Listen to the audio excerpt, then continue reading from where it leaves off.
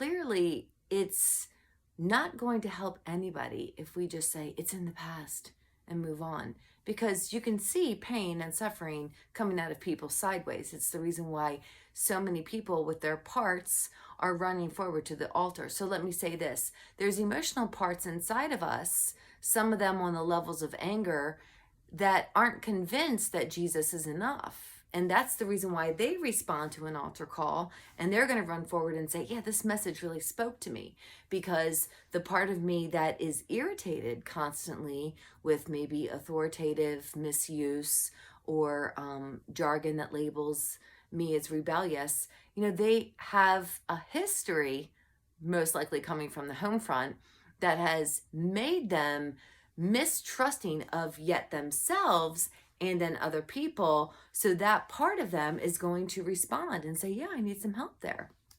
Doesn't mean that the rest of them that's been moving in tandem with the Holy Spirit for 20 years isn't on board with Jesus. It just means that this part now has had to come into Jesus moment. So it's like, yeah, maybe I'll trust.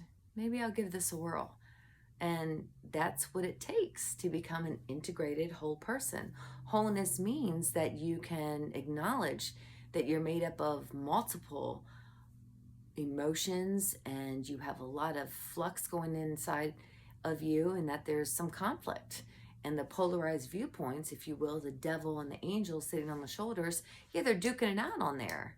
Inside, it's sibling rivalry, because that's an internal system that's trying to make sense of an outside world based on its own cray-cray that it lived through in its family of origin when it was small. So let's not be religious. Let's just be a little bit more loving than usual and say, yeah, we're going to have to unpack some stuff. It's not just let go and let God. Poof, it's thrown into the air and it's pie in the sky all of a sudden and streaming down rainbows.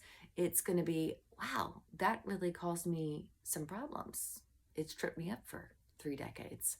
And I'm finally able to face it and deal with it and maybe bring it to Jesus's feet and lay it down, because it's no longer serving me.